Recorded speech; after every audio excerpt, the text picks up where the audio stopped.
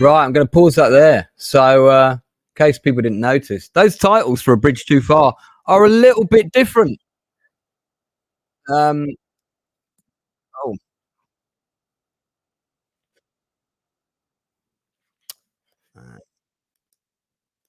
So, yeah, I have. I'm working on a new edit of A Bridge Too Far, and it's much longer than the film that you will have seen. And for anyone who's really astute, they might have noticed that most of the cast of Band of Brothers are now in the opening credits. So we'll be talking about that later on the channel. I'm going to bring in my guests now. The Inside Man sends his apologies. He is a bit poorly this evening and is going to have to duck this one out. But he is going to send me some pictures, apparently, and I've got a couple of comments from him to pass on.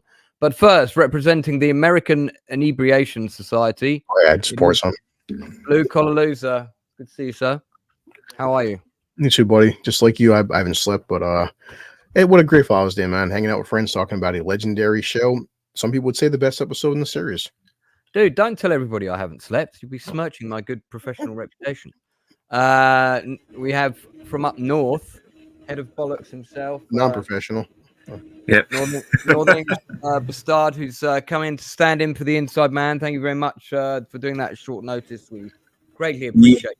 Yes, I will try and make sure I can pretend I was an extra on there and be as accurate as I can, but I make no promises. Fantastic. Last but by no means least, the man who is shortly to be potentially publishing his first non-fictional or fictional book, My Times in Munster. It is History Bro. Hello, how are you? Can you tell us what that book's about that you were mentioning just before we came on? Oh, well, no, it's not even... you've got way ahead of yourself there, Lance. You've got way ahead of me and myself. For a change.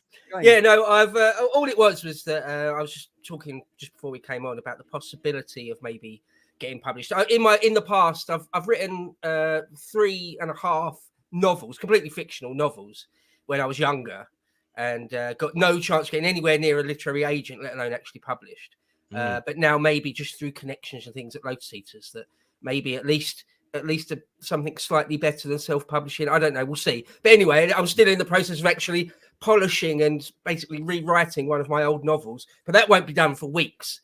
So the idea of me actually being published is still in the ether, still probably months and months away, if ever. But thanks for the optimism. Thanks for the optimism. Mate, I really appreciate that, if nothing else. I feel if we put it out there, then now you have to commit. You see? Right, yeah. It's funny, the psychology of that, though. You say that almost as a joke, but that's very, very real, isn't it? When you say you're going to do something, then you kind of have to do it, right? A bit, yeah. Well, I stood up at this, like, filmmaking workshop weekend thing that I went to in front of 500 people and said, right, I'm going to make my feature film and I'm going to recruit the entire crew from this room, and I think about 80% of the crew were from that room, and I did make it. So there you go. So we're going to be getting into one of the kind of the hardest episodes of Band of Brothers. Some people, it's their favorite, Bastogne, and it's very much the story of Doc Rowe. I'll do my usual breakdown as we go through. Blue, I don't know if you want to put slides in as I'm breaking it down, or do you want to do those later? Yeah, I'm backed up on slides. Sorry, I get the show playing in the background in case you need any scenes brought up. No, that's very good. Okay, well, there's quite a few on IMDb, so I'll just scroll through some of the talk. Next week I'll have them ready. All right, so I'm going to do my usual kind of breakdown, and then we'll go from there. So for those people that don't know the historical context, the 101st Airborne Division and the 82nd Airborne Division were rushed in as reinforcements after the surprise attack from the Germans, I think, which occurred on the 16th of December, if memory serves me right, in 1944. You can see it in the highly historically accurate film Battle of the Bulge, as it was known. You'll have fun time spotting the various makes of tanks, none of them German.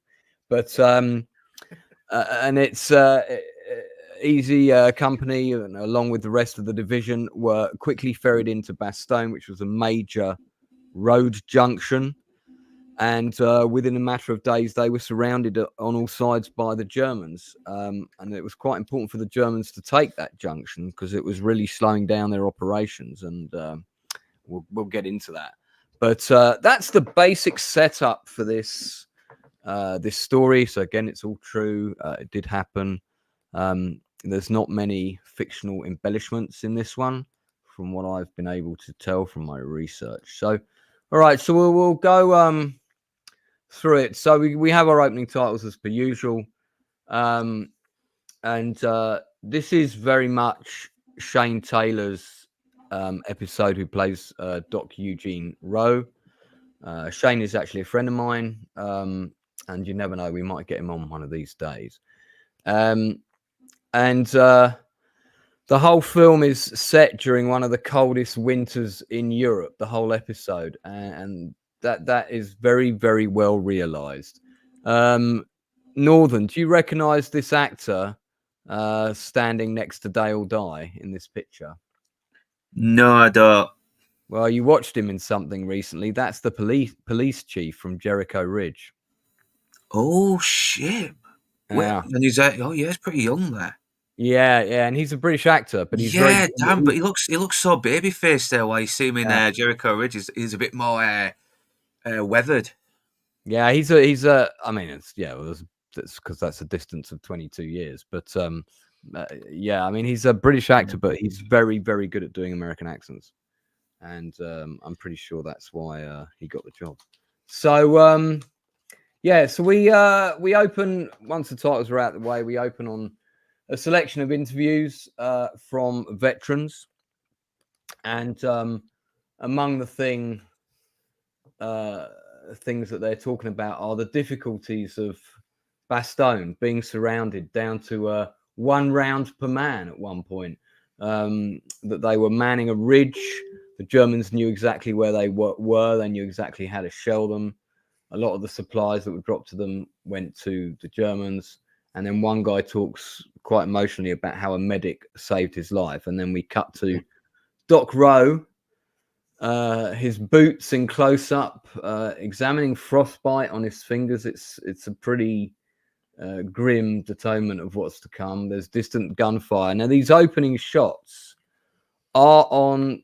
This was all filmed in 2 places, and it was a specially purpose-built interior set, which, when the background is completely white, like it is in this image here, and features the trenches, and you're kind of on the inside of the wood as opposed to the outskirts of the wood, that is the interior hangar set, which is also where all the artillery shells and things like that were filmed.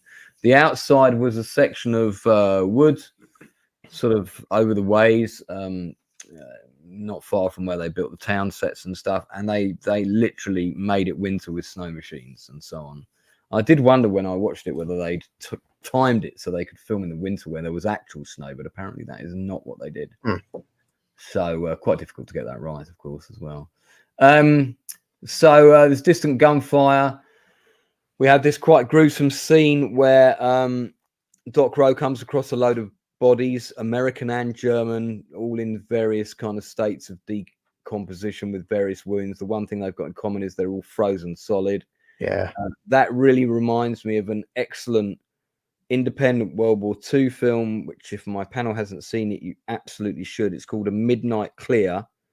It's directed by Keith Gordon, who was my script writing mentor for a while.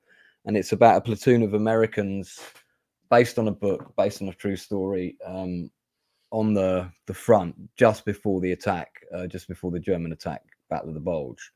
And this group of German soldiers try to surrender to them, and it all goes wrong. But it's a very, very good movie. Have you seen that one, History Bro? No, I haven't. No. I highly recommend it. You'll like it. A Midnight Clear. A Midnight Clear. Yeah. Okay. I'll grab the poster for it later. So we cut to Winter's breaking ice to emphasize how cold it is, and he's breaking ice just to shave, because shaving, actually, particularly when men were surrounded, the difference that could make for morale if you actually had a fresh shave, that's talked about in a lot of books by various different people, especially the British. Really? Yeah. Wow. Yeah, they talk about it in Arnhem when they're surrounded in Arnhem, that you know the men tried to get up and have a shave because it made them feel more human. Therefore, they were kind of more with it. Quick note on that, Lance, just to say that for a long time, in fact, the rules were only changed in the last couple of years, all the way through the Victorian period and obviously the 20th century. It was wrong to be unshaved. that was sort of the consensus. It was a proper man should be shaven, and if you're unshaven, then there's something dirty about that.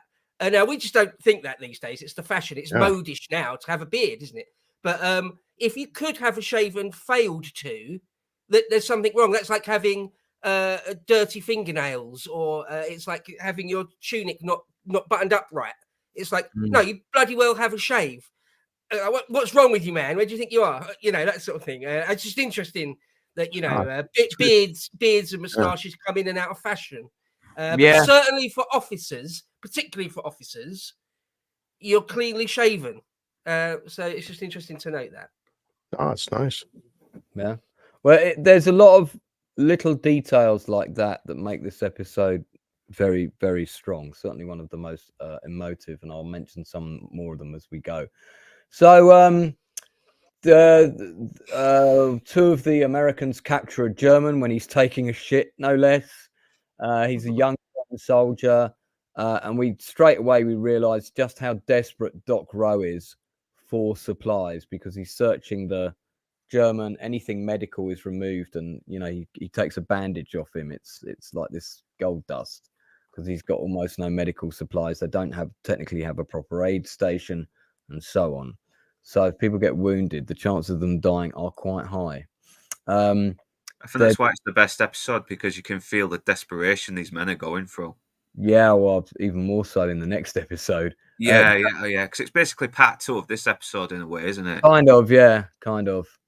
Dale Dye and General McAuliffe visit the men on the front. So as I said before, General McAuliffe is played by the British actor. I just want to get his name actually, because it doesn't come to mind immediately, but I do know it. But I think I want to give him a shout out because he's good. Where is he?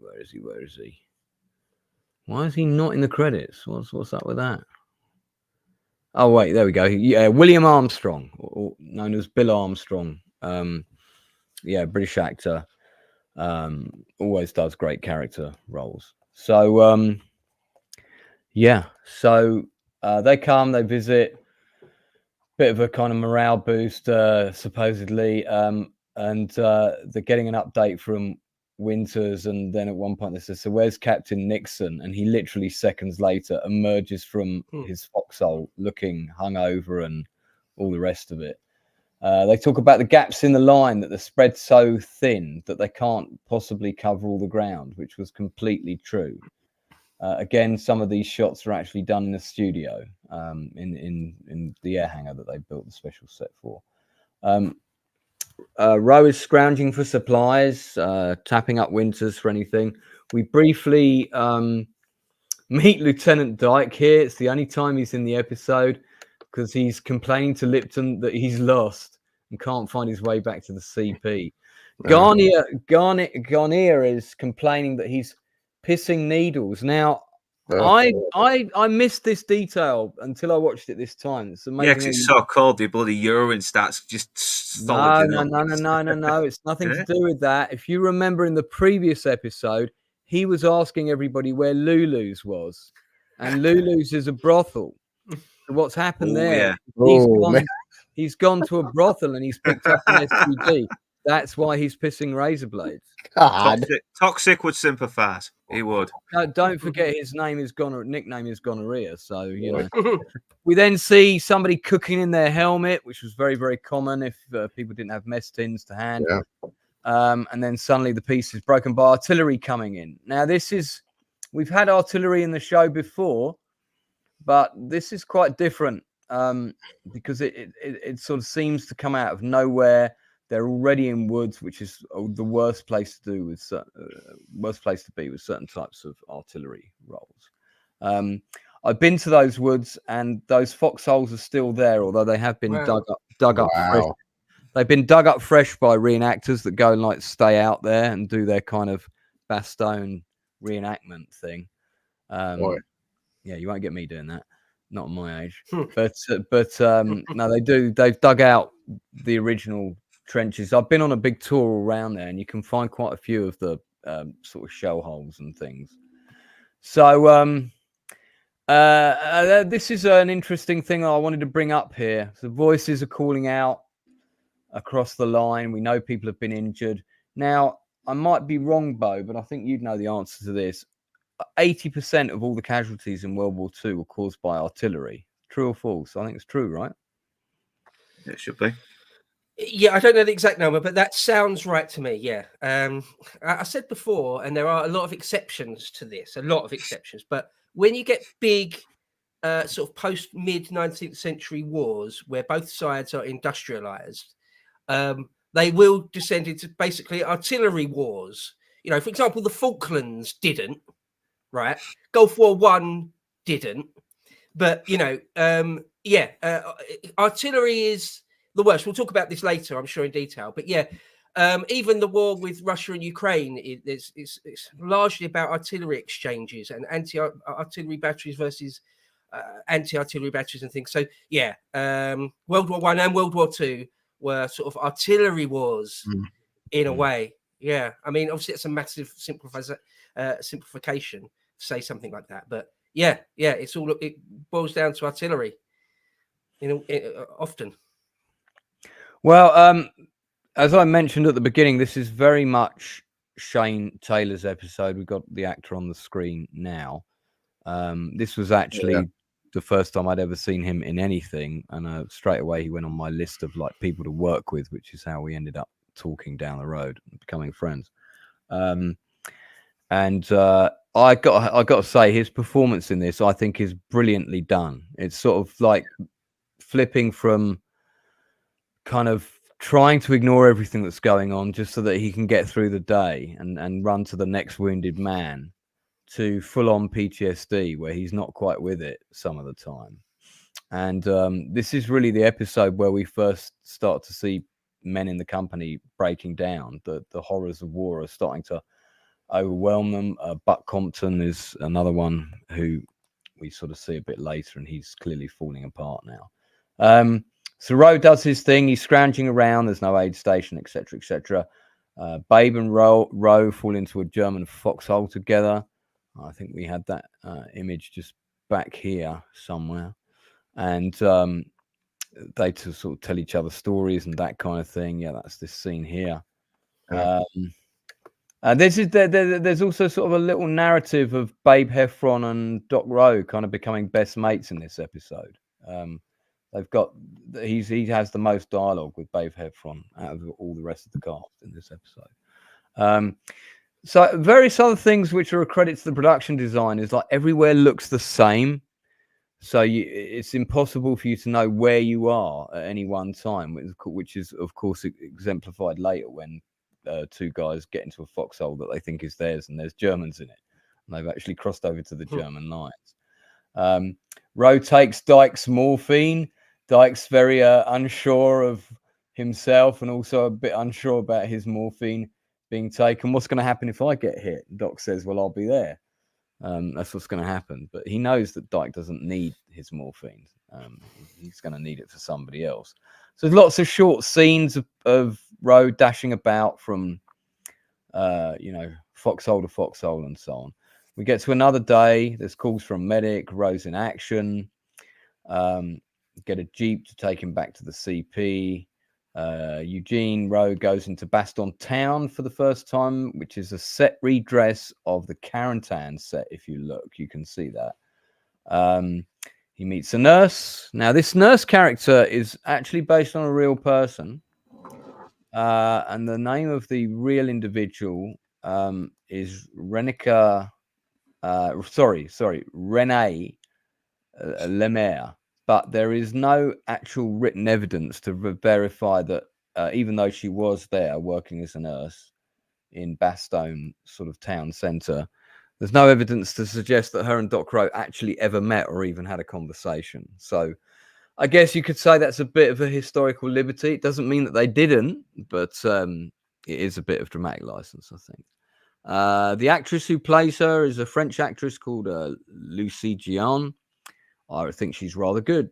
You might want to check out some of her other credits on IMDb. I had a look at some of the other things she's done. She's actually done quite a bit of work.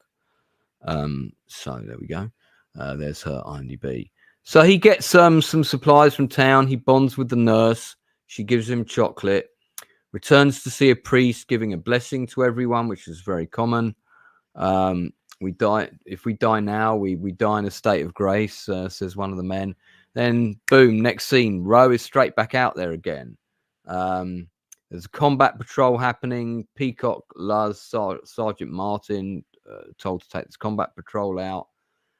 Doc wants to go with them, but they keep him back. It's like, you're too valuable. You know, he's their best medic, so he can't really participate in anything where he put his life at risk. Julian, who's one of the young guys, I don't remember seeing him before this episode anywhere, although I guess he could have been one of the background people that just comes to the fore. But here he is, played by Mark Ryan Jordan. During the combat patrol, he is wounded. They can't get to him. German snipers have sort of pinned him down. There's attempts to rescue him. They all fail, and he kind of dies. It's quite a horrible moment. Dies right there alone in the middle of this snowed forest. So again, I think interior set for that scene. Rowe goes into action when someone else is hit retreating, so he's kept pretty busy. They fall back and have to leave Julian behind ultimately.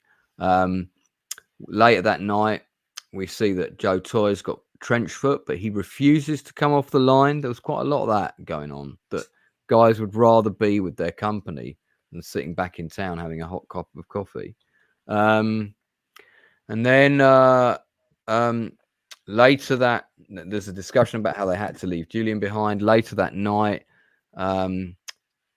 Babe's really upset because he promised Julian he would send his things to his mother if he got hit. But of course he did get hit, but he couldn't get to the things, so he can't send them to the mother, and he's really cut up about that. The other thing at this point is you realize that everyone's ill. They sound terrible. They all look really pale. There are 3 to 4 men holding a foxhole. We get some flares at night, bit of gunfire following morning. It's like cold, fatigue. It feels cold all the time when you're watching this episode. Very well done. There's red flares coming in for supply drops. Then, unfortunately, the Americans are fired on by fighter planes of their own side. Supply drops come in. There was a massive airlift to bring supplies into Bastogne. They were dropping them on almost a daily basis at one point.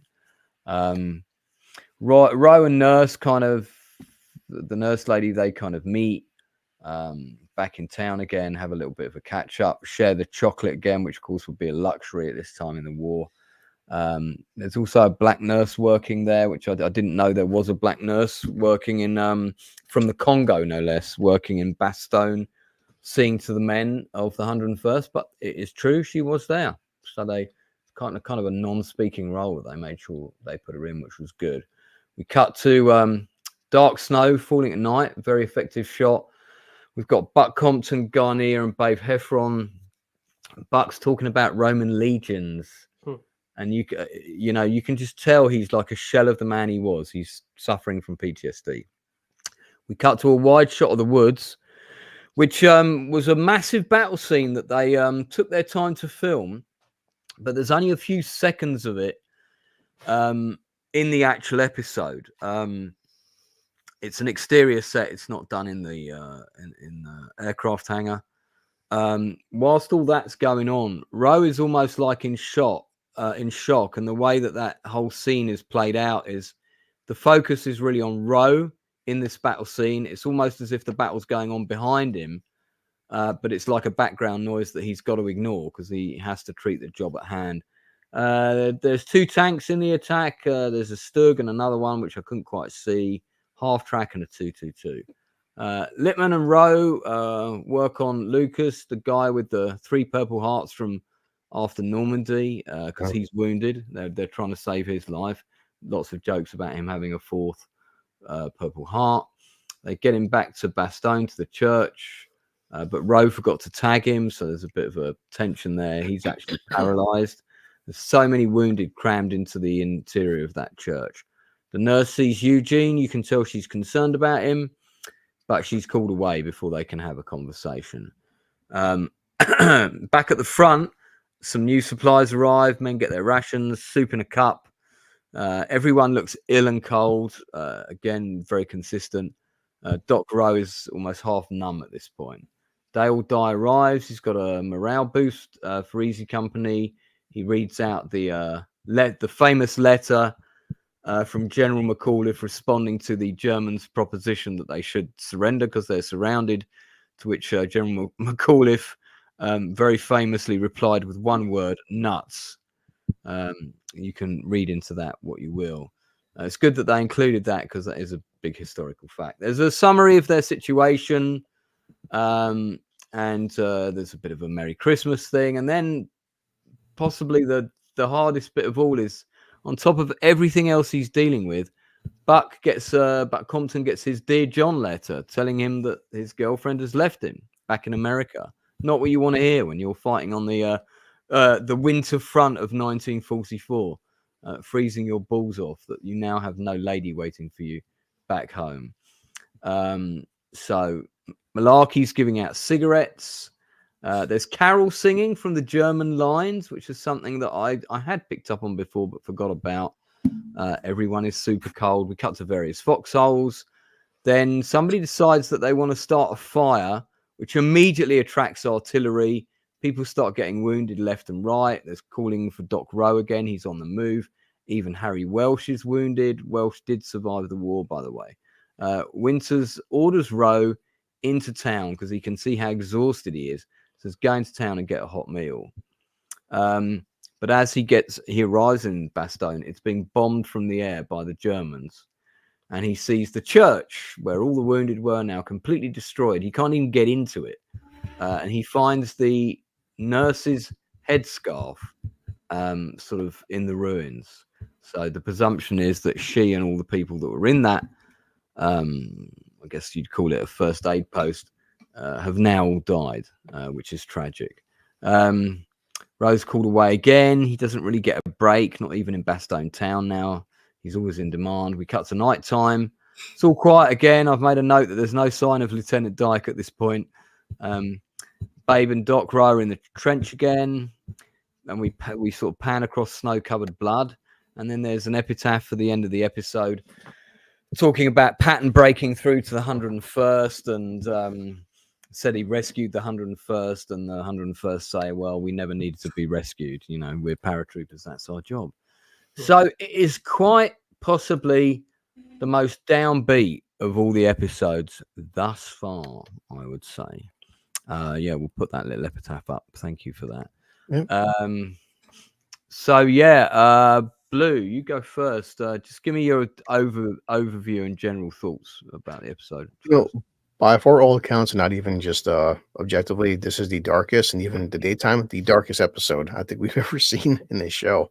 It's like the lighting is purposely dim and just gray, and it just adds to the atmosphere of how awful these conditions are. And I do like, as you said, Lance, this is a different perspective, not a combat heavy episode, but basically it's 99% through the eyes of a medic. And just, I think, showing appreciation for what these medics actually go through, because, you know, people want to hear about the explosions and the big guns and the tanks, but I do like having a side story in a sense of what medics really go through. Like, medics are the heart. I mean, actually, you know, literally the heart of warfare. I mean, how many lives and what these people have to see. It's like devastating. Yeah, all very true. I completely missed. I got sent a super chat from Darth Plato who says, greetings, history bro. So I assume it's not to me. One historian to another. World War II isn't really my thing. So question. The danger of the bulge was if the Germans could smash Antwerp. If Bastogne had not been an issue, would Antwerp have fallen? Interesting question. I know what I think, but History Bro, what's your thoughts on that? Well, the classic thing of any sort of proper historian is that it's bad form to ever engage in what ifs. However, all normal people, all normal fans of history love doing that, right? Yeah. What if this or that had happened? What might have happened? So, well, okay. So the first thing to say is I don't know. Who knows? But I think probably not. I mean, so the Battle of the Bulge, if anyone who knows anything about it, is there's a massive, literally a bulge in the front line, in a salient, they call it, right? A bulge, and the worry with any sort of bulge or any sort of salient is that it can be pinched off, right? And then you've surrounded people, which is what happened to the 101st, or a part of the 101st anyway, during the Battle of the Bulge. Now, what that might have meant for Antwerp, it's difficult to say. I doubt at this point during the war, the Germans would have been able to do anything really at Antwerp. We'd already, Antwerp was so strategically important for Ike. Well, it's obvious. It's strategically important for both, but particularly for us, the Allies, that is. I would have thought Ike would have thrown the kitchen sink at making sure Antwerp was held, right? I would have thought. I don't think at this point in Christmas 44, the Germans just simply didn't have enough materiel in the West to do something like that. Well, they didn't, did they? They just didn't. So, if I had to sort of speculate on that, I would have thought that Antwerp was still was safe, even if the pocket at Bastogne had been annihilated. That's my feelings. Yeah, I think you're right. I don't think the Germans had a snowball's chance in hell of getting to Antwerp. I mean, not only is the distance actually quite considerable, at that point in time, you've got masses of numbers of Allied units still moving up to the front. So the amount of defense in depth that would have occurred, I just don't think it would have happened. And I think Ike and the senior command would have, as I say, thrown the kitchen sink. I think they would have gone all out. They would have done anything it took, really, to keep Antwerp. Yeah, I suspect. Oh, I'm sure that's true. It was a major supply hub, wasn't it? Once the port was cleared. It's absolutely vital, because before that, they were still using the breachheads in Normandy. Yeah, right? Running stuff from Cherbourg and shit. Yeah. So, hey, bro, would you know this? Because something amateur analyst said in the chat. Because I mean, you might know about some history more than me, but like when you're having very solid ground and it's frozen like that, what's your ability to dig foxholes and ditches with? I would say, not old school, but like definitely older tools back in the 40s. I mean, this is frozen solid ground. And nowadays we go through like you can't have like people digging like oftentimes funerals and cemeteries because how solid the ground is. But like these guys are digging foxholes and it's like the ground's frozen solid. So how are they digging ditches? Yeah, so there's frozen ground and then there's frozen ground. Okay, so we talk about Bastogne and the winter of 44 and the Battle of the Bulge being cold, and of course it was cold. It was sort of below zero, especially with wind chill. But compared to the Eastern Front, it was balmy. So digging in hardened, quote unquote, frozen ground, it just requires quite a lot of energy and elbow grease. And, you need to pick into it. Okay. That's still nothing really compared to some accounts from the Eastern Front, where they would say you had to light a fire. You had to make a little bonfire and let the bonfire go for a while. And only then, when you kicked the bonfire out and pushed it aside, only then could you have a hope of digging into the ground. Wow. That's how frozen it was in some places. Which was also dangerous as well, because it would attract the attention of the Germans that could be a distance away. Oh, of course, yeah. Oh no, it's absolutely yeah. But if you've got no other choice, because out on the tundra, out on the steppe, the Eurasian steppe, modern places like Ukraine, actually, sometimes in places, sometimes it's just a vastly, completely open, flat tundra, or not tundra, just open steppe land, right? And no real cover. And so you kind of had to dig in, make a foxhole, and you had to soften the ground by building a fire on it first. I mean, this is really in the worst winters, up in Leningrad, places like around Riga, lots of fighting in Poland and Ukraine and modern Belarus and places like this. So as cold as I was going to save this point for later, but I may as well say it now. As cold as Bastogne was, it wasn't that cold. Okay, it's easy for me to sit here and say that, but what I mean is, in comparison to some places on the Eastern Front, the Eastern Front, men's eyelids froze. Jeez. Their eyelids froze. Can you believe such a thing? No, I mean, I've never had winter like that in New York.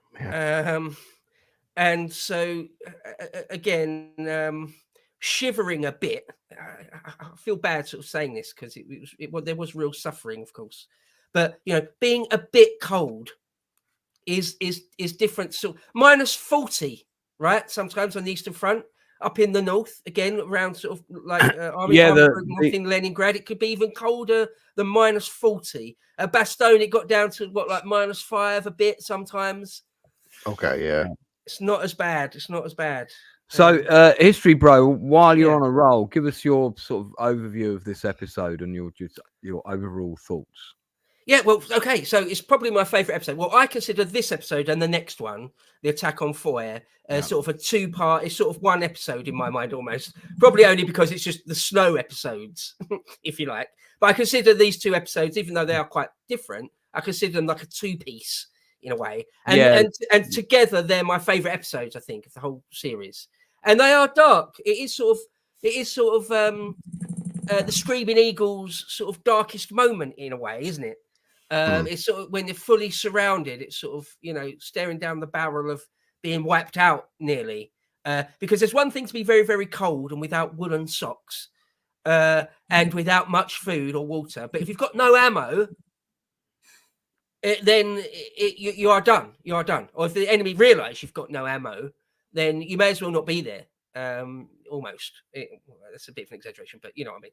If you're that low on ammo, it's a real problem. But this episode, if I had to pick, I'd probably say the next episode is my favorite, and this is my second. But they're all 10s for me anyway. But this is the Eugene Rowe episode. It's all about medics, and I've got most people that know anything about military history have always got a soft spot in their heart for medics or corpsmen. In the Marines, they're called corpsmen because they'll go out there and sort of do the most heroic things. Really, I've got a paragraph here from Ambrose's book, all about Gene Rowe, and he says this: the medics were the most popular, respected, and appreciated men in the company. Their weapons were the first aid kit, and their place on the line was wherever a man called out when he was wounded. Lieutenant Foley had special praise for Private Eugene Rowe, and then this is the words of Lieutenant Foley. He said, he was there when he was needed, and how he got there, you often wondered. He never received recognition for his bravery, his heroic service for the wounded. I recommended him for a Silver Star after a devastating firefight when his exploits were typically outstanding.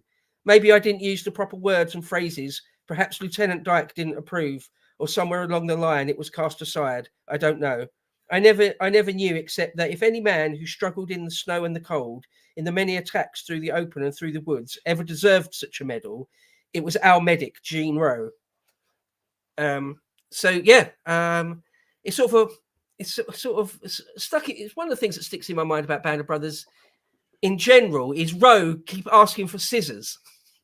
Because that's one of the things that medics, corpsmen, often they're missing one thing that they really, really need, whether it's morphine or whether it's something as simple as scissors.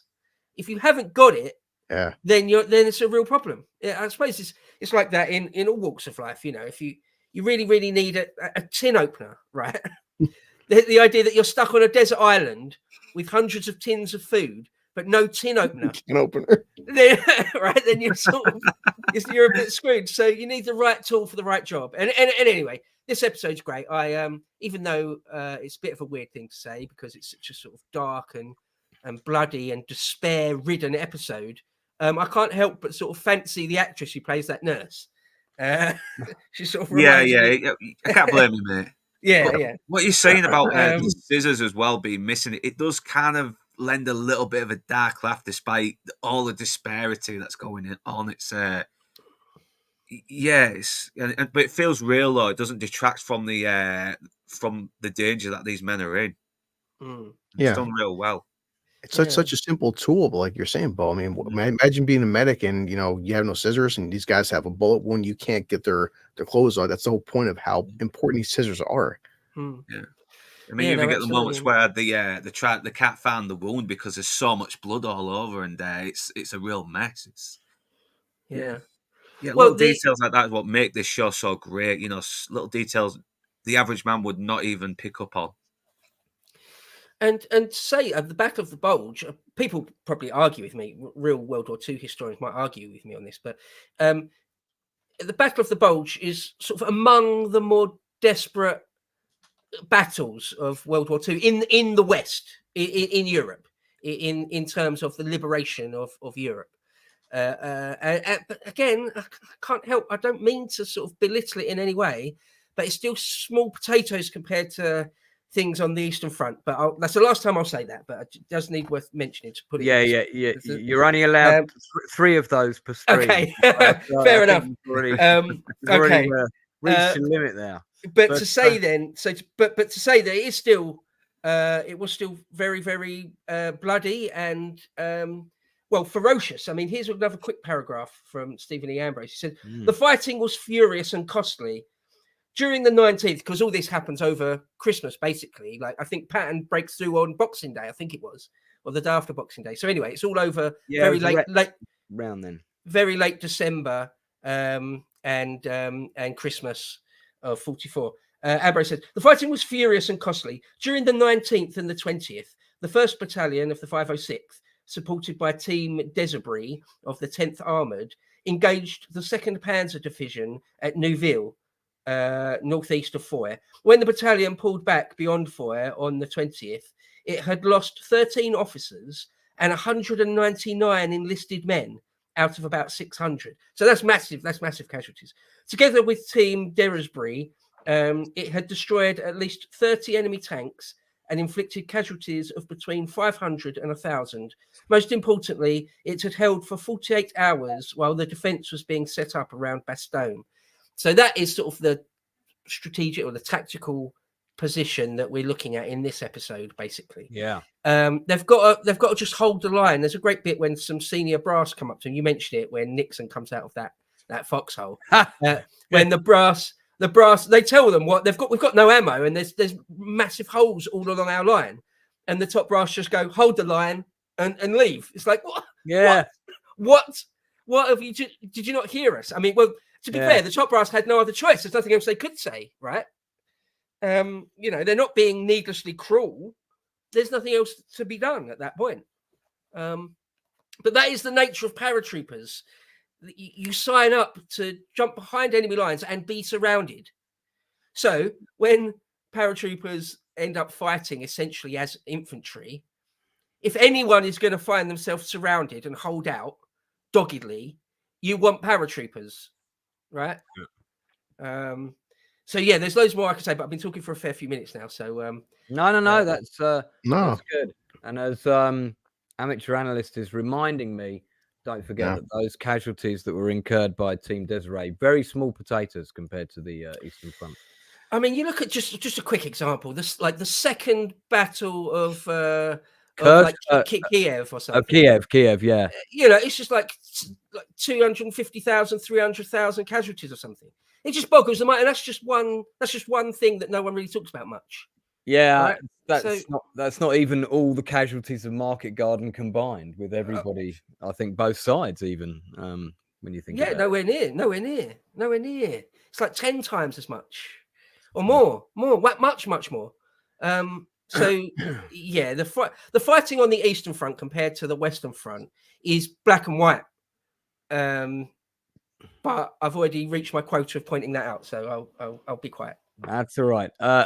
Northern, do you want to say anything just quickly about the episode in general before we kind of go on to our usual specific points? No, it is probably this and the next one that kind of really make the series, because once again, you're with these guys in the shit, and they're all desperate, they're hungry, and even like a pack of cigarettes is like the best Christmas present they can have. That's how desperate things have become for them, and they really make you feel that desperation and that danger, especially when the mortars start hitting and there's no place safe to go, because there's where you hard to keep safe could be that place where you die as well. It's it's really intense and very bleak, but it's incredibly well done, very well acted, and it's very immersive. It really is. It's very realistically done. I mean, I think there is one little quibble, but I think we get into that later, don't we? Like the floors, maybe. Yeah, we'll come to specific areas, and you can bring that up then. All right, let's. We've covered some of this already, but let's just cover the rest of the first and finest company in this regiment. Each trooper will learn this operation by heart. So obviously, it's kind of been said already, but I wanted to reiterate this point. It is quite rare in World War II movies or TV shows set in World War II that we will get a very, very specific narrative, all told from the point of view of a medic. And I think this show really did itself credit by taking that focus, because it's not a very frequently explored narrative. It's considered to be quite a grim job. They're usually guys running around in the background or whatever. They might get a line or two, but this really put you in his shoes of what it's like to be a medic, dealing with those horrors day in, day out, which probably no end of training in the world could really prepare you for. Just incredible individuals, of which Eugene Rowe was just one. I think everything with the history, any liberties taken history road, do you think? Not liberties, no. No, it's all nothing massive where like that just didn't happen, or why have you flipped the chronology on that, or why have you left, why have you exaggerated that thing, or why have you crowbarred in this bit of fiction? No, nothing like that as far as I'm aware. No, I mean, sometimes Ambrose has had some criticisms, but I think it's pretty well researched. And the show is very faithful to the book. So I mean, one other point I mentioned, we talked about how their lines, the 101st or Easy Company's line was full of holes. Winters himself wrote about that on the first night. He said, "Think of this." This is Winters' words. "Think of this. Here is a German soldier in the light of early dawn. He went to take a crap, got turned around in the woods, i.e. lost, walked through our lines, past the company CP, and ended up behind the battalion CP. That sure was some line of defense we had that first night." Yeah. That's so it goes to show that it was sort of complete chaos to begin with, because again, I think they show it very, very well. All the mist and fog, just frozen fog sort of thing. The both sides it was sort of it was very, very chaotic. You just could not keep your bearings. It's another thing that gets talked about quite often in the accounts of people like Captain Scott or Ernest Shackleton. Obviously a bit different, very different in the Antarctic, but nonetheless, when like a fog like that comes in, or a snow blizzard or anything, and you can't see more than a few feet in front of you, sometimes you can't even see your hand in front of your face, but if you can't see a few meters ahead of you and everything around you is the same, i.e. like a forest or something, it's very, very, very, very difficult not to get lost, right? With the best will in the world, lots of people like to think, "Oh, I've got a great sort of innate sense of direction. I wouldn't get lost." You probably would. You probably would. And you throw darkness on top of that, and the fear as well, and you're not thinking 100% clearly. Just people just get lost all the time. I've got another quick paragraph here just to sort of give paint a picture of the whole thing. Ambrose wrote this: on December the 21st, it snowed, a soft, dry snow. It kept coming, 6 inches, 12 inches. The temperature fell well below freezing. The wind came up, even in the woods.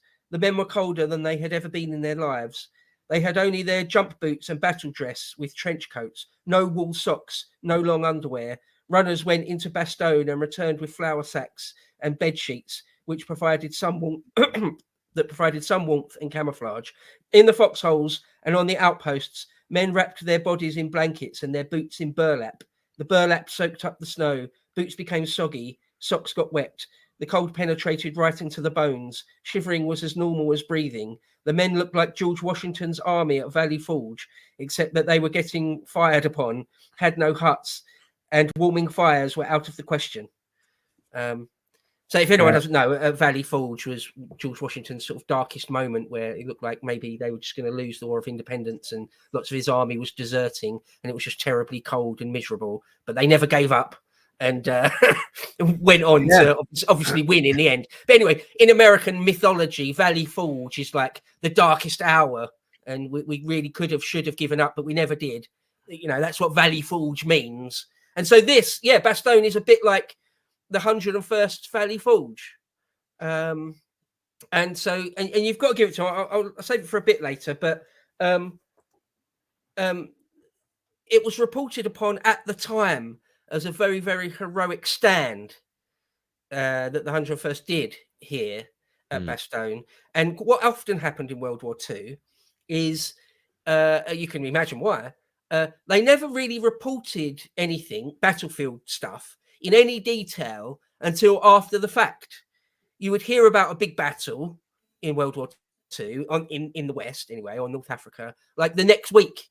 That things would trickle out and there would be whispers and things, but you didn't really get details of exactly what units were fighting where and who won medals and things until after it was all over. But there were a few exceptions, particularly for morale reasons.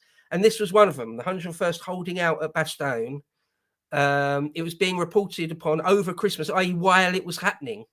And that was apparently a bit of a rarity because the top brass had made the decision that it was sort of a very, very good story for morale. The back home, morale back home. The American public were like, we need something to hold on to. It looks like everything's slowing down. We'd won loads of great victories in the summer and autumn of 44 after D-Day, but everything had sort of slowed down. And Market Garden was a failure, really. And we looks like the winter was slowing us all down, and we might even have sort of, come to a grinding halt. But here's a story that everyone can, on the Allied side, everyone can get behind and love, and appreciate the sacrifice these men are going through. So that's something else just to mention. Yeah. Well, they took a leaf out of Goebbels' book and picked a great story, which was true. And I guess they probably figured that, well, the Germans know where they are because they've surrounded them, so you're not really giving too much away to the enemy, perhaps. Let's talk about the characters.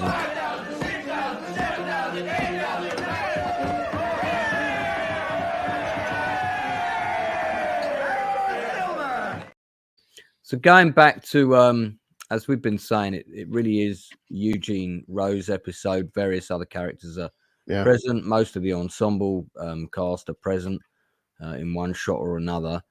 But it really it's Shane Taylor's episode. I just want to put up his IMDb for a sec.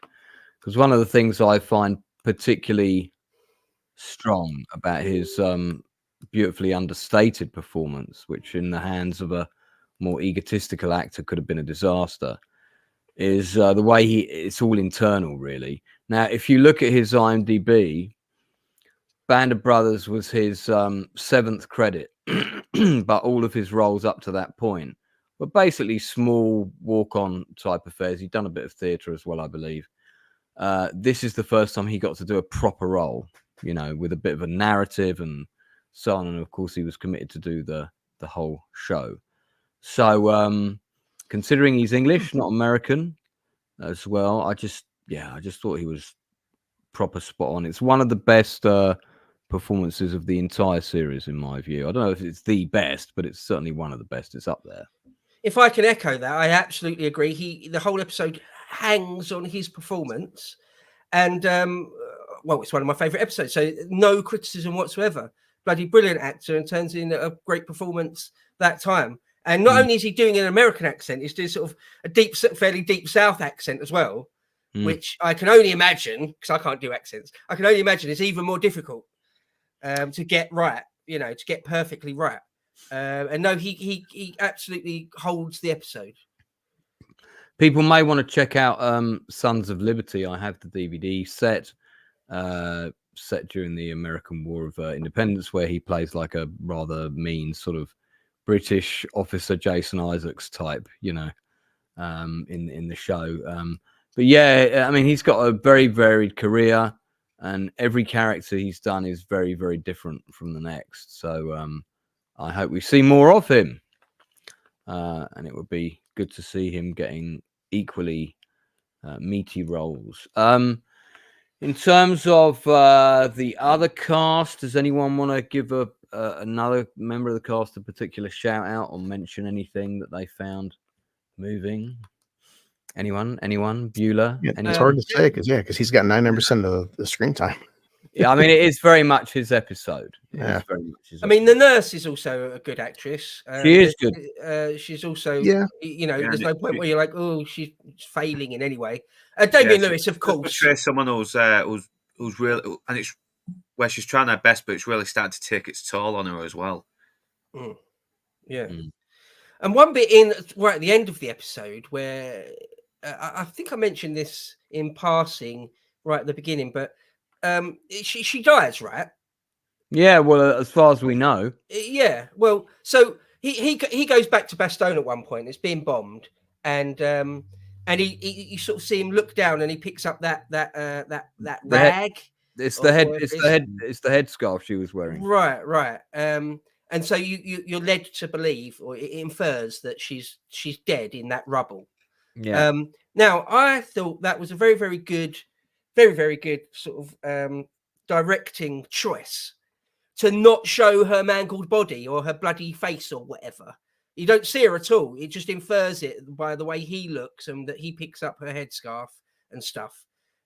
Because, you know, Band of Brothers doesn't shy away from gore, does it? When they need to do it or they want to do it, they'll show you something very sort of violent and bloody. Oh, yeah. But they obviously chose not to do that this time. And I don't know why, but I've always thought that was a very, very good decision. I remember the very first time I watched Band of Brothers, I sort of, as that scene was happening, I thought to myself, oh, I hope they don't show her sort of mangled body. And they don't. And I just thought that was, I just thought that was a good bit of directing. Yeah, I agree. There's a lot of other ways that scene could have gone. It reminds me of the scene in the 1969 Battle of Britain movie, where you've got the bombing of London is taking place during the Blitz, and Ian McShane's character goes to visit his son and young wife, and he gives him a wooden Spitfire. Then something like a house gets bombed. They need people to help, so he leaves there. It's kind of being used as a refugee center for people that have been bombed out of their homes. Goes and helps put out this fire somewhere else. He comes back. The church is completely destroyed. There's nothing left of it. So again, the assumption being everyone in it had died, and it really reminded me of that scene.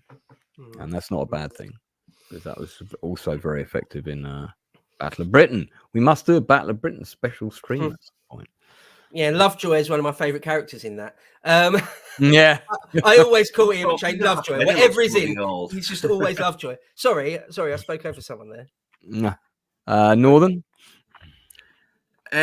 What character-wise? Yeah, it is hard. Come on, it's Rose's episode. I mean, maybe the nurse is a secondary, but yeah, because he really, like you said, he really does play it real well as a guy just trying to keep focused amongst all the carnage going around him. You know, he's trying his best not to lose his head, but even that's starting to really affect him as well, and he can't show it as well, otherwise he's gonna fuck his job up. And it's all done visually as well, without it being spelled out to anyone.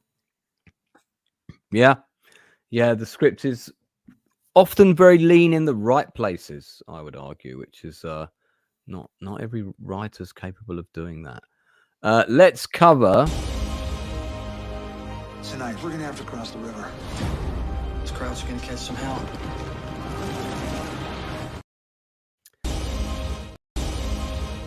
In order to facilitate nice. artillery landing in the woods, the decision was made to recreate a massive section of the woodland and the front, basically the section that's about 20 yards back from that tree line that you can see in an aircraft hangar. There's a great extra about it on the Blu-ray box set or the DVD box set. It's in the making of, and it was felt that was the safest place to blow up trees. They didn't want to blow up trees for real, so they constructed all these fake trees. There was a massive layer of topsoil in the hangar itself, so they could dig things like the shell holes and the foxholes and so forth.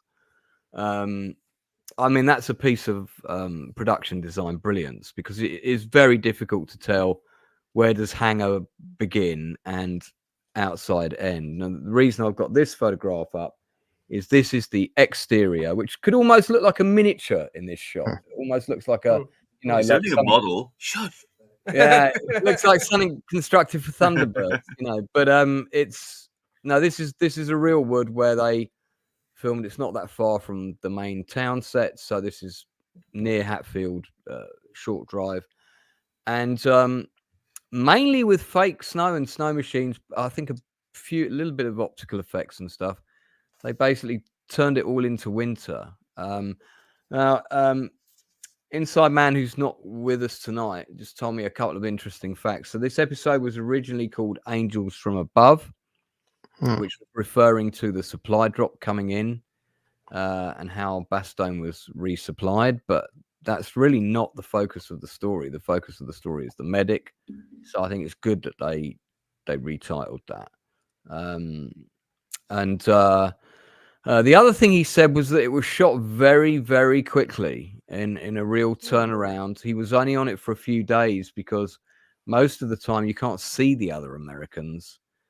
They're either in the foxholes or whatever. And the ones we do see are all the kind of main and supporting cast that we've met from day one.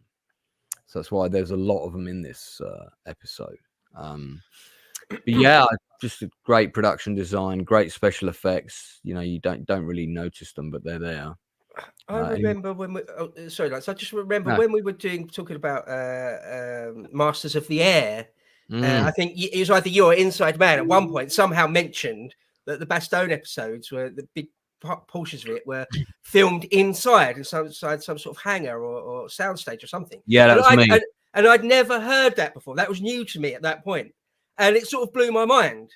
It's brilliant, brilliant piece of filmmaking, absolutely wonderful. And I've watched Band of Brothers twice since then, certainly once, and only then when you know, do you sort of now I knew I sort of first get an inkling of one or two shots where I feel like, oh yeah, I suppose I could see just about how that is actually indoors. But having watched it 15 times before that, it never occurred to me for a split second that it was done indoors. So hats off to them. Brilliant bit of production. Yeah, Lance, I got that pulled up right now, that scene. Yeah. If you want to show it. Yeah, so some nice visuals of when the air resupply drop comes in, and I'm sure some CG, you can kind of tell. Yeah, early CG. But you know, it's a brief shot. It kind of holds up. This is the Carentan set, rebuilt, or redressed effectively. You definitely got to allow them that it's like the year 2000 or yeah. whatever, you know.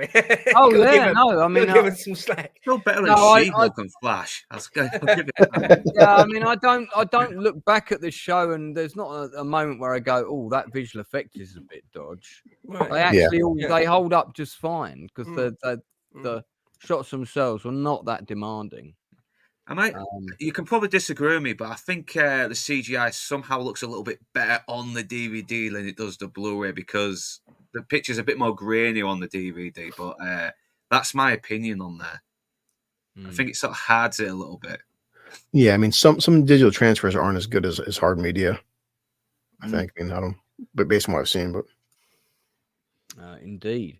Does anyone else want to say anything else about the production design, which would also cover art direction or visual effects, before we move on?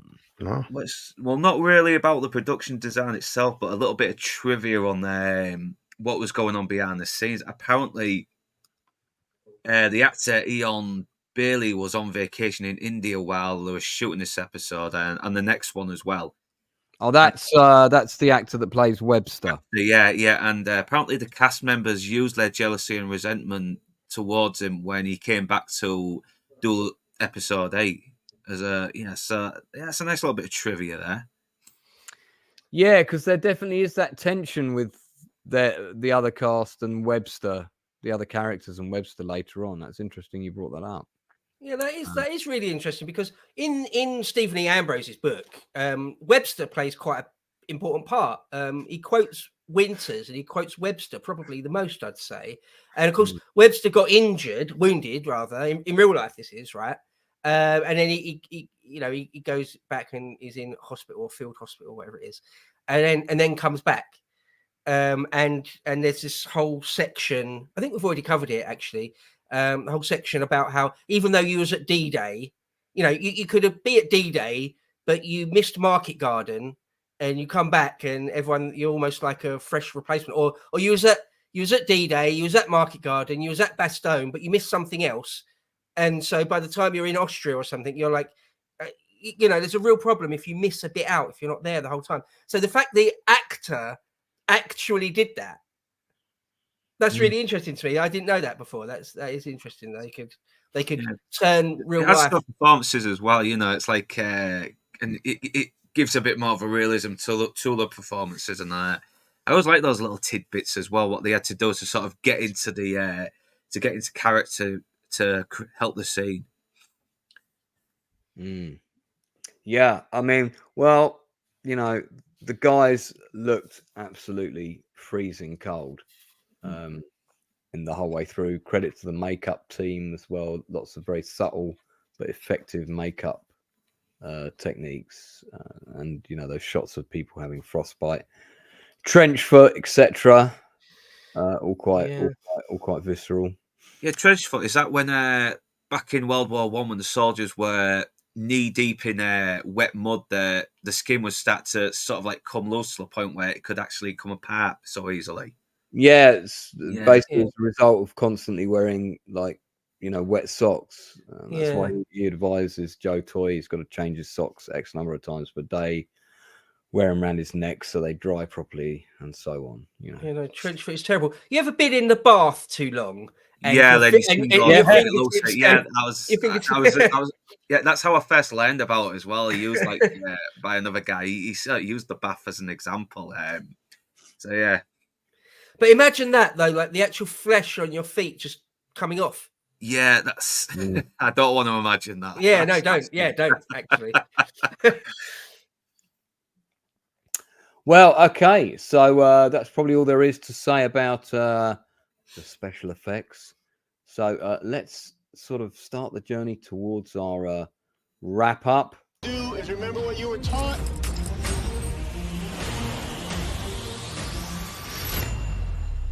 I guarantee you gravity will take care of the rest.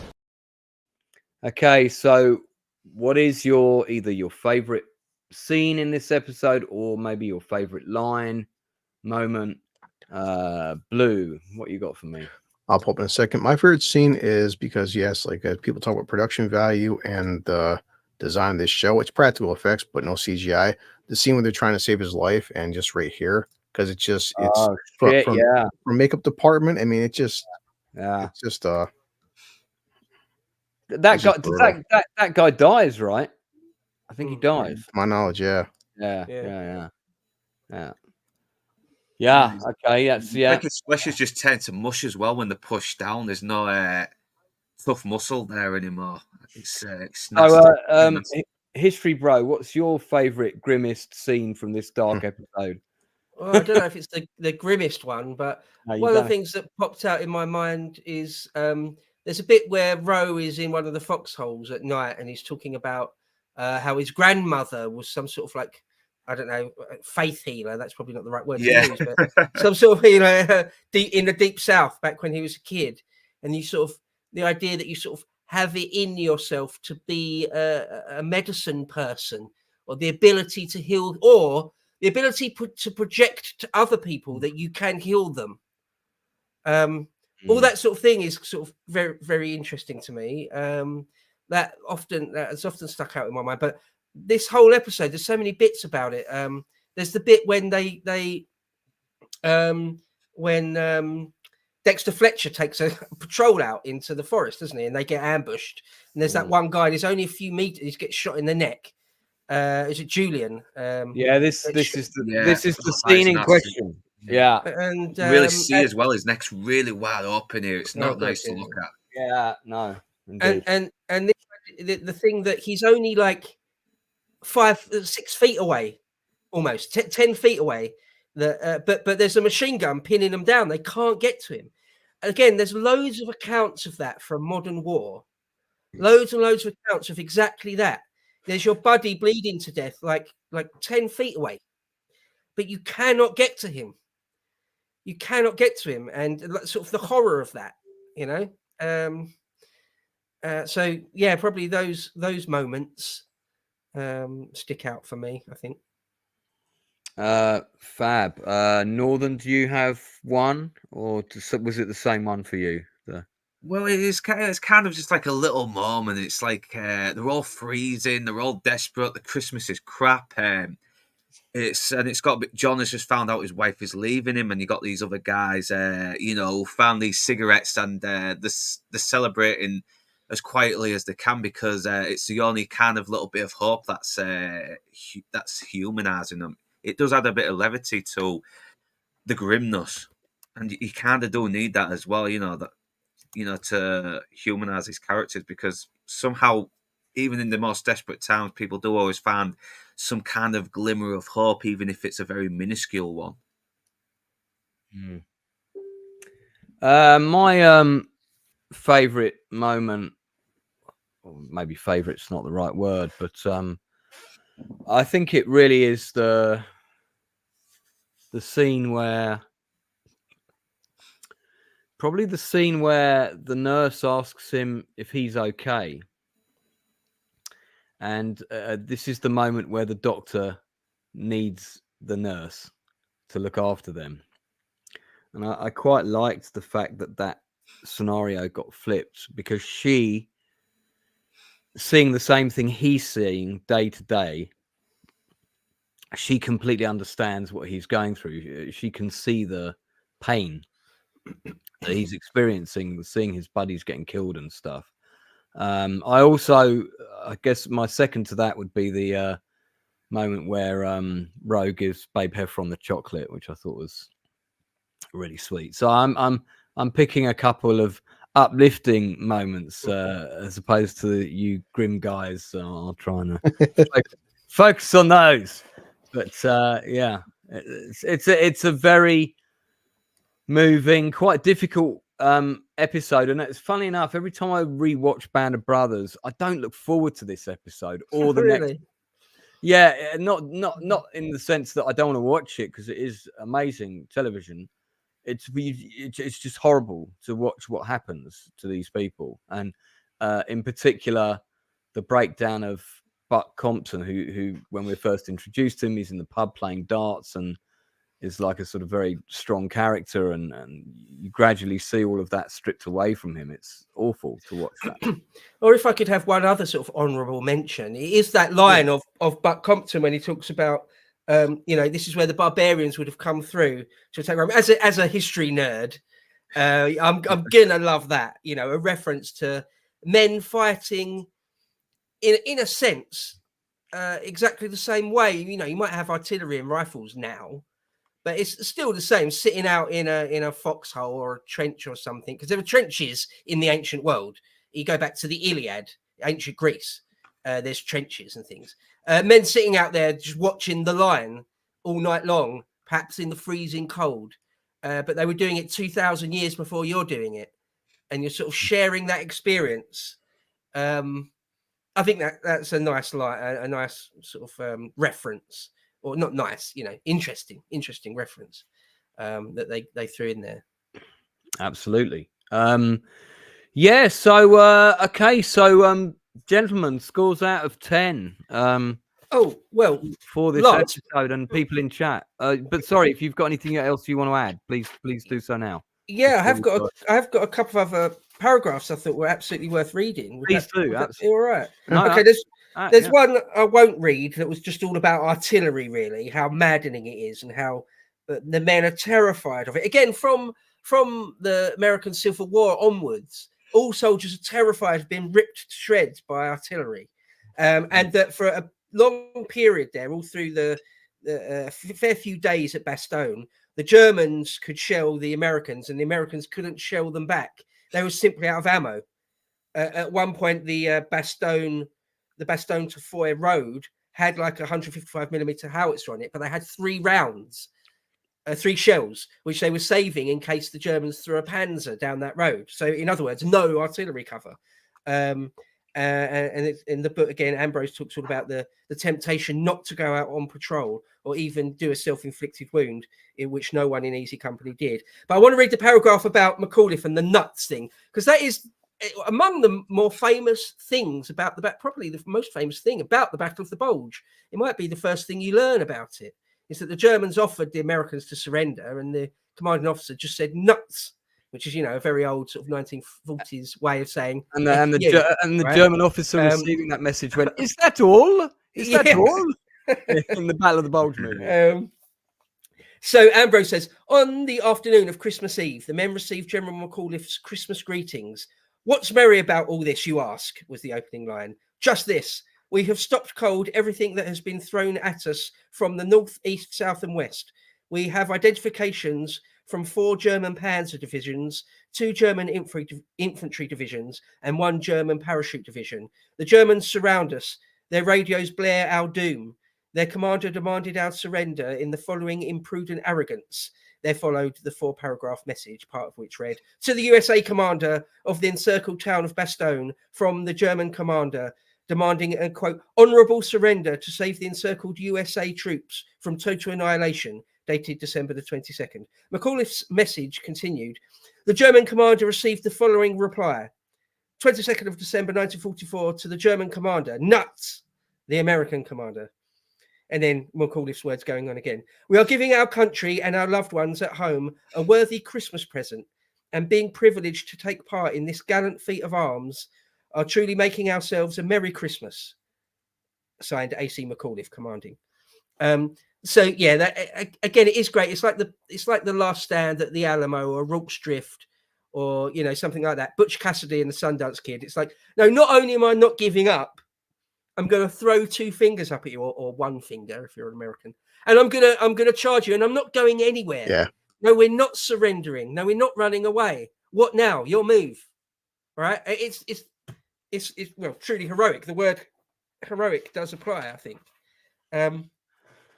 Yeah, I mean, the Battle of the Bulge was like, one of the interesting things about that battle was that it was won and lost predominantly by a number of very small but gallant, heroic actions. There's one in particular in history, bro, you'd know about this one for sure, where there were 24 Americans with 2 30 cal machine guns.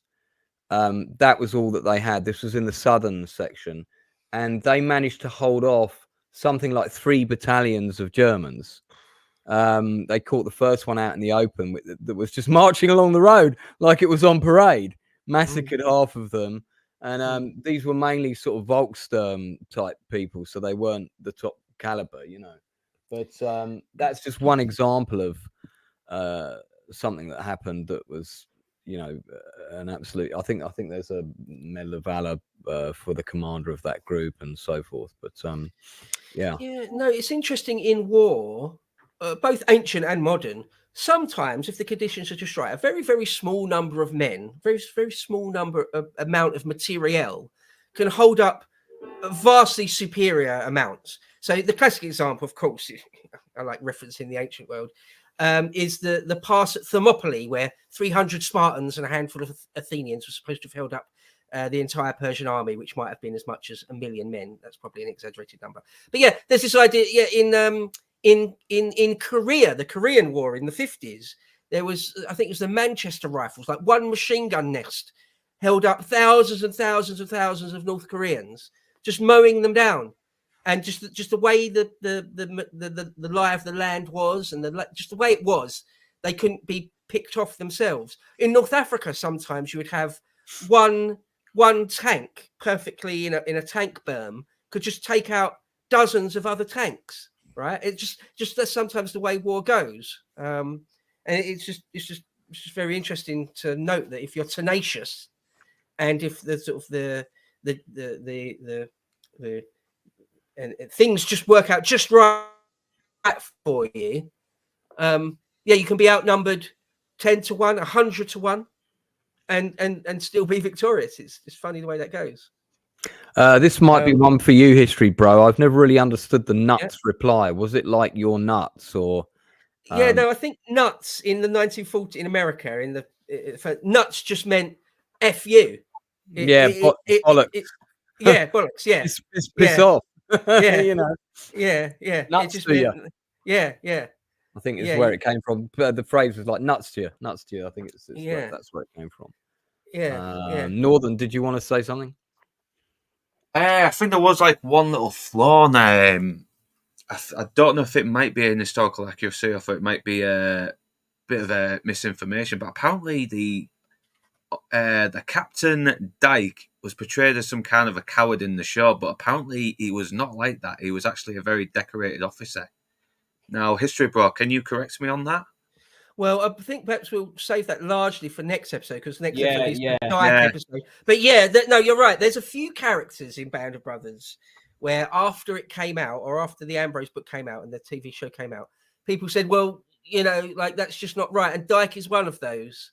So I'll save the detail for it for next time. But yeah, some say he did get a harsh rap. But again, I'll save it largely for next time. But there is the thing of what happened during the attack at Foy, which I believe is a matter of record. It is very, very well documented. Right. So there's one thing to be a bit lazy and a bit absent as a company commander, and there's another thing to be to fail at the job of fighting, actually in the thick of firefights and combat. So we'll talk about it next time. Yeah, we'll definitely get into that next week. Should be next Sunday. I just need to check my rave calendar. I think, so I've got one last paragraph I'd love to read. Please do. Ambrose, which is a breakdown of sort of how it sort of ended, and that thing about being rescued by Patton and the Third Army. So it's a medium length paragraph here, but if I can read it. Ambrose wrote, quote, "The breaking of the siege brought the first newspapers from the outside world. The men of the 101st learned that they had become a legend even as the battle continued. As the division history put it, the legend, quote, was aided by the universality of the press and radio, of 10,000 daily maps showing one spot holding out inside the rolling tide of the worst American military debacle of modern times." Because the Battle of the Bulge shouldn't really have happened. But anyway, talk about that another. Well, there's so much to be said about that. But anyway, it was a bit of a debacle, but the 101st ever found themselves basically surrounded at all. Anyway, Ambrose goes on. "It was aided by a worried nation's grasping of encouragement and hope. For days, it was the one encouraging sight that met their eyes each morning. And the War Department, earlier than was its usual practice, identified the division inside the town. So even before their bloody month in the town was up, to the world, the 101st became the battered bastards of the bastion of Bastogne. The elements of drama were there: courage in the midst of surrounding panic and defeat, courage and grim humour in the midst of physical suffering, cold and near fatal shortages, a surrender demand and a 4-letter word rebuttal, and a real comradeship. Courage and comradeship combined to develop a team that the Germans couldn't whip. And again, that was lines from the actual division history. Ambrose goes on. Of course, Combat Command B of the 10th Armoured Division was also in Bastogne, but it was not identified in the press. And of course, the 82nd Airborne fought as costly and desperate a fight on the northern shoulder of the Bulge, a fight that was at least as significant as the one at Bastogne, but it was not surrounded and never got the publicity the 101st received. The 101st still had a complaint. As the story of the Battle of the Bulge is told today, it is one of George Patton and his Third Army coming to the rescue of the encircled 101st. Like the cavalry come to save the settlers in their wagon circle, no member of the 101st has ever agreed that the division needed to be rescued! ! Yeah. So I've always thought that that's all very well, but absolutely they needed to be rescued. Absolutely they did. They were nearly out of ammo. So come on. I mean, I give them credit for the bravado, and they deserve credit and all that sort of thing. But well, they needed to be resupplied because you know airdrops when you're surrounded, half of it's always going to go to the enemy. You know. Right. And you're dependent on weather and a whole host of other factors. So maybe those Americans aren't so bad after all. They gave us free chocolates. Yeah. What accent was that? What accent was that? I don't know. It was supposed to be German, but I have no idea anymore. German via Bangladesh and the Pennines. It was an accent. Is it Canadian? No. Leave the acting to the accent. Just keep doing West, Luke. I just think it's fair to say that if Patton hadn't relieved them, given enough time, the Germans would have shelled them to death. So I mean, anyway. Yeah, and they would have run out of supplies ultimately. So I mentioned this film earlier. I'll just give it another plug now. If you want to see a kind of, a minutiae view of this same campaign, this is about a reconnaissance platoon.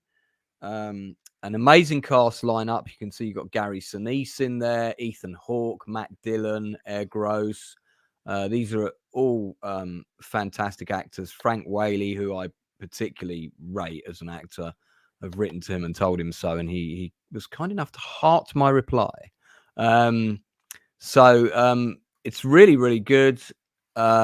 It's this group that they're basically a forward scouting post, and the Germans opposite them try and surrender, and they have to stage a firefight so that the Germans' families won't get executed back in Germany, because they will have seen to have gone down bravely and fought the American attack.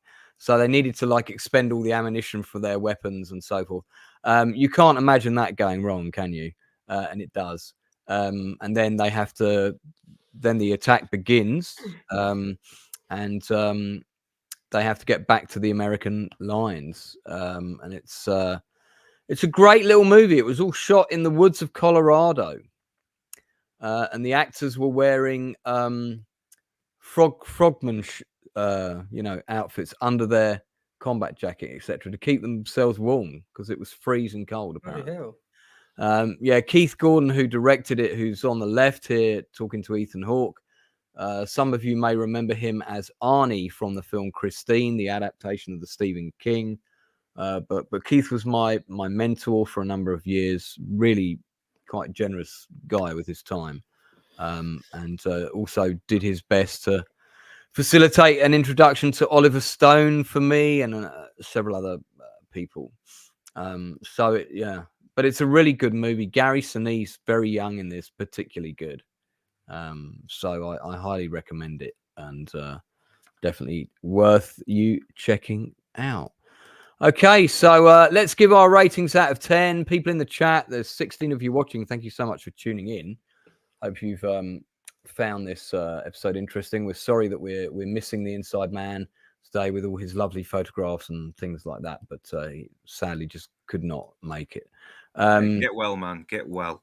But yeah, so out of 10 in the chat as well, please. Don't forget to like and subscribe to the channel if you haven't done that already.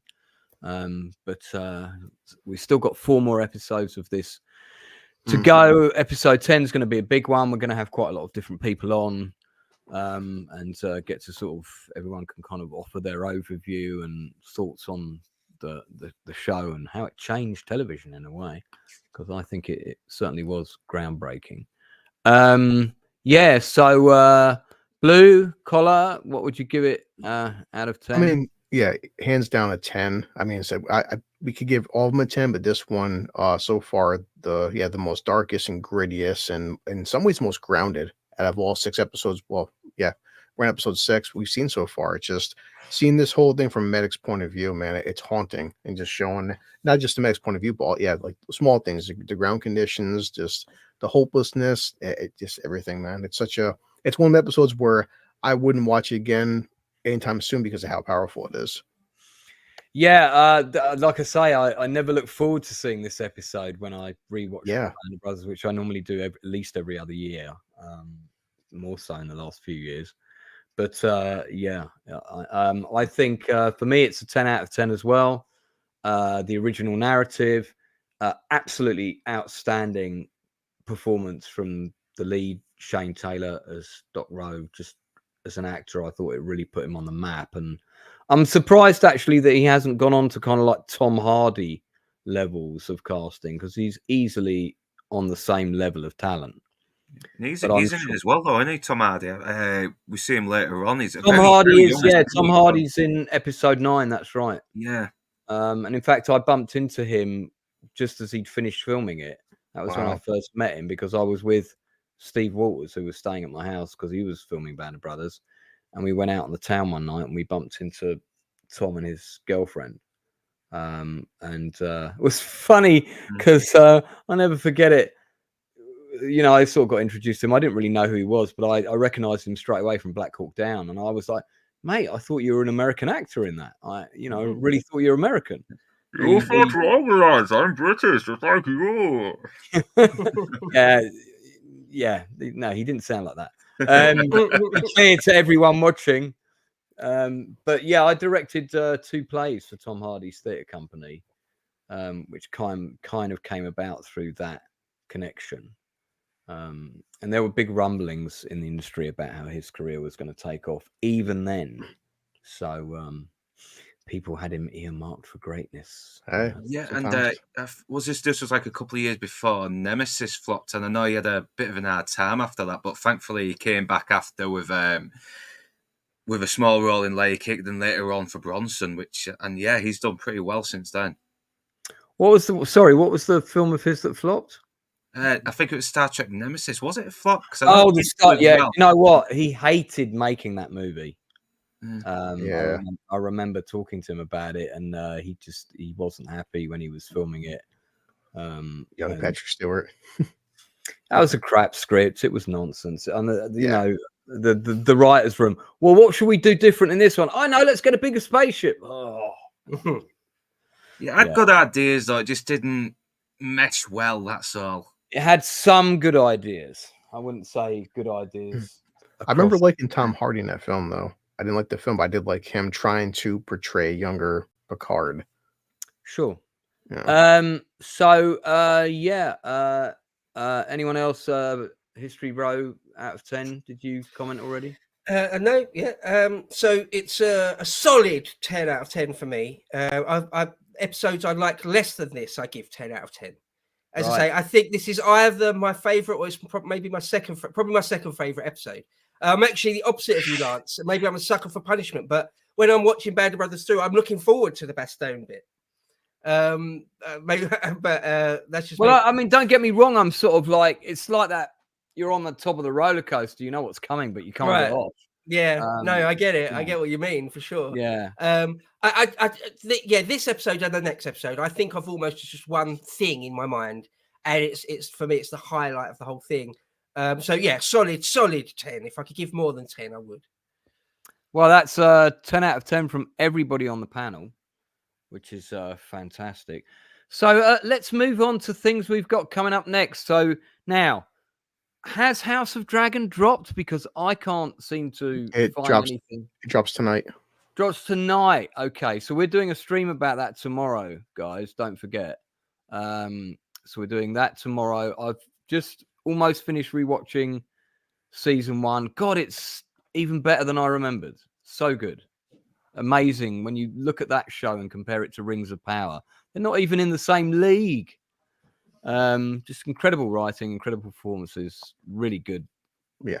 Solid show. You don't need to have seen Game of Thrones to watch House of Dragon. You can watch House of Dragon on its own. Going to be back next week, of course, at 8 p.m.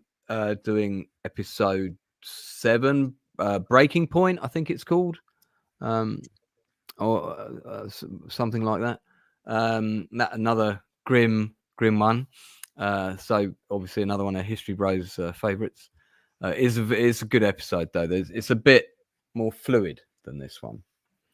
You got a battle. It's a good battle episode. Isn't it? Well, the bit with spears is just brilliant, isn't it?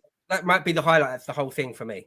Yeah, and when he relieves him from. Anyway, that's. I mean, we'll talk about it next week, but that's another historical liberty with that episode, which I think there'll be a bit of criticism. I won't be able to give next week's episode 10 out of 10, but we'll get into that then. Now, dropping on my channel soon and possibly being blocked immediately thereafter, I've got a special edition of Bridge Too Far coming up, which I showed you a clip of earlier. Here's another clip from my special edition of Bridge Too Far. See if you can spot anything different from the original version. By the way, this is a rough cut. It's not ready yet, and some of the titles have already been changed.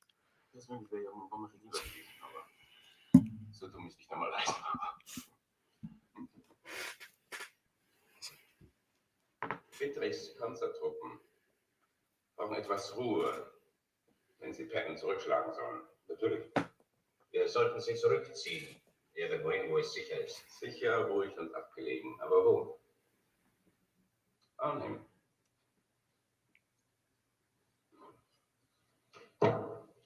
Arnhem.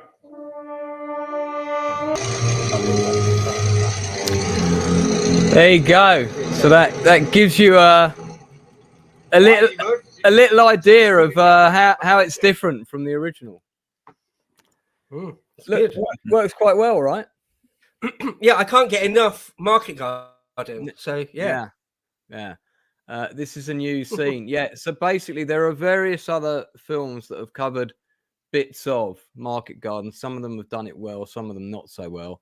The ones that have done it well, I've edited almost all of that content into the Bridge Too Far movie. So most of the Band of Brothers episode, Market Garden, is now in the film. Hence why all the Band of Brothers cast are now in the opening titles. And I've done them in the same font. What I've done is I've also rescored these scenes. So you'll notice the Bridge Too Far score was in that sequence where all the troops are arriving in Arnhem. The plan is to upload it to this channel. It won't be monetized. It may still get taken down but back in the day when YouTube first started, you could do these fan cuts of things. No one cared. It is just for fun. I'm not trying to disrespect any of the individual projects. So I'm not also trying to say that Bridge Too Far as a movie is inadequate. Of course it isn't.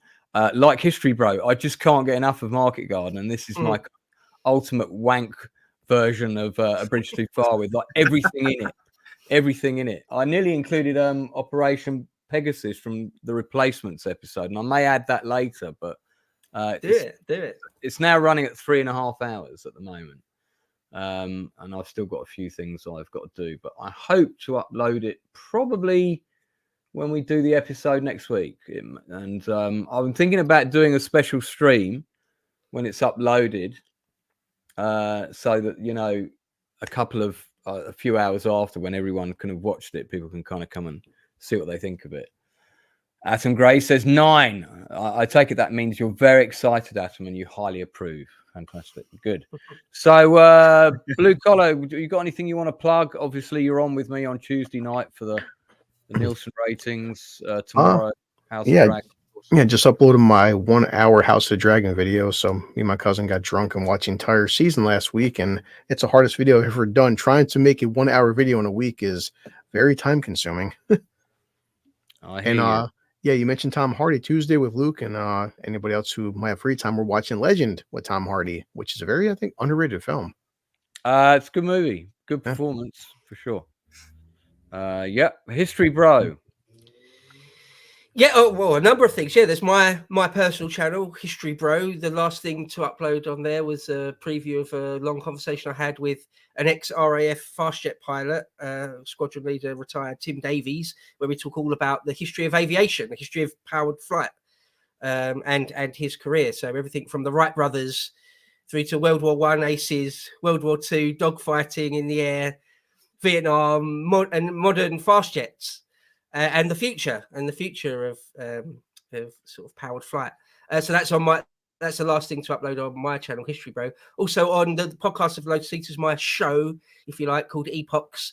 The last thing uploaded there is second part of a two-part series, two-part episodes about the life and career and adventures of Captain James Cook, which is a fantastic life, very, very, very, very interesting, filled with adventure, the life of Captain Cook, and ends in a very bloody and ignominious way. So they're the two things on Load Seaters, plus as well, sort of on the daily live podcast of the Load Seaters from time to time, including tomorrow, I believe, where it's much more politics themed. We sort of be being very rude about the Tories and things. And will you be doing a special episode on different objects that have been thrown at Nigel Farage and penetrated his security shielding?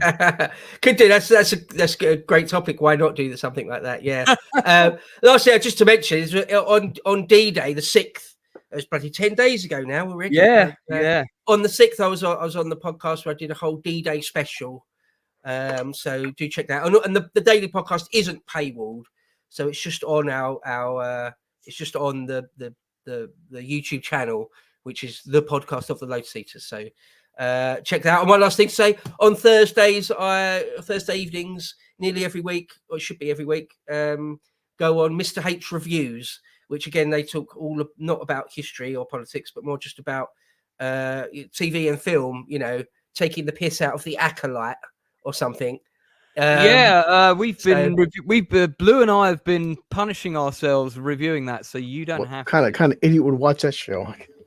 Yeah, we did the same last Thursday. Everyone from Drinker on down is taking a shot at the Acolyte, aren't they? Oh my god! It's impossible not to. It's impossible not to. We went in with our approach was different. We went in with, okay, let's just judge it for what it is. Keep an open mind. It might be good, and that we did take that approach, and it's just awful. I think Lance is a lot nicer than 99% of YouTube because I mean, in comparison, I have said, okay, what are the positives in each episode? Given them 1 point for each. So far, none of the episodes have scored higher than 4 out of 10. You'd think a show about space lesbians would be appealing, but apparently no. That's very generous of you, even to do that, Lance. Very, very generous. I agree, bro. I particularly thought that third episode 1 and 2 were poor, very poor. But that third episode, I was like, "What am I watching? What is this?" It broke the internet. Yeah. Yeah, there was actually some things that I missed, and I watched somebody else's review, and they picked up on some of the children's dialogue. And I'd only watched it once because I basically felt that I couldn't put myself through that again. But normally I'll watch things twice before I talk about them. I love fire that can burn stone. Yeah, well, fire that can burn a stone castle is always handy. But of course, don't forget, this is the same universe where fire can burn in space for a very long period of time. So it's special fire. It can exist in strange places. But we are reviewing that every Wednesday. Like I said, we never start our thing deliberately to look to bash it. We evaluate it, but I mean, maybe our evaluations have been generous, but as I said, they've all been under 4 out of 10, some of them lower. So No one wants to get 4 out of 10. Yeah. So, Northern, you got anything you want to plug, mate, before we wrap up? Yeah, I'm trying to get my review done on Leroy, Texas, which History Bro, if you have not seen, do check out. It's on YouTube for free as well, so check it out before YouTube take it down. And apart from Nielsen ratings on Tuesday and the rewatch with Blue Collar Loser, I'll also be doing a Bastard breakdown on the very underrated, very funny crime satire Get Shorty, starring John Travolta. Mate, I don't forget we interviewed the producer of the Napoleon film within Get Shorty on this very yeah. film. You can see an in-depth review of Napoleon starring Martin Weir. It doesn't top his performance as the crippled gay guy who climbed out the windows, but it's still pretty good. No. Remind me of the name of that movie, which I still haven't watched yet, the Texas Doodah. Leroy, Texas. I think in some countries it's just called Leroy, but it's real worth watching. It's like a cross between No Country for Old Men and The Nice Guys. It has a very Coen Brothers feel to it. Yeah, I did. Once I read up on it and saw the cast, I was quite keen to see it. But it's great that you've kind of plucked it out from obscurity because it's definitely been overlooked. Yeah, I thank Stu Penzo for that because he's really getting in there, really digging out all these like little hidden gems that most people haven't really found out about yet. Well, I think that's good because part of the objective of this channel is to support independent creative projects when and wherever possible. And that's what we're all about. Before I forget and before we go, I have got a couple of other industry interviews coming up. One of them is with Adrian Sherlock, who writes guides to things like Blake Seven and the Tomorrow People, all those fun shows of mine and History Bros youth. And then I've got actress and director and producer Nikki Marshall coming on the channel, I think around the 26th. I think it was the 26th of June. She just confirmed the date with me. Oh, man, I'm trying to get her IMDb up, but I've got this weird virus that just keeps typing the number 3 everywhere on my computer. And if you Google that, it's on forums everywhere, right across the world. It's happening to like loads of people's computers, not just mine. Yeah, really odd, but Google it and you'll see exactly what I'm talking about. It is quite weird, and it's been typing them out when I'm not even touching the computer, like there's a ghost. So Nikki Marshall has just done a film called Summer of Violence, which is her directing debut. I'm going to be talking to her about that, but she also had a great role in 2 of my favorite shows, Animal Kingdom and The Shield, of course, which in my opinion is the best American cop show ever. I mean, got 76 credits as an actress, been on all the usual shows, recurring roles on several, including SWAT and several others. But particularly excited to talk to her about her directing debut and just her career as a whole. And I've heard from loads of people in the industry that she is just a really nice, genuine egg. And it took a bit of toing and froing to pin her down, but I have finally. So she should be on before the end of the month. So great. So with that said, and with my exhausted body needing sleep, I think we're at the end of today. But I'd just like to thank my panel for coming on, Northern, Blue, and History Bro. Our best wishes to the Inside Man, who couldn't attend today because he's a bit poorly, and also commiserations to Drinker, who I think is doing like a special stream on The Secret of Nim with Mauler or something, but otherwise he would be here. So we're going to be back with Band of Brothers same time next week, House of Dragon tomorrow, and yeah, several other good things to come. Keep an eye out on the interviews as well. Until then, thank you for everyone in the chat taking part, and we'll see you all again soon.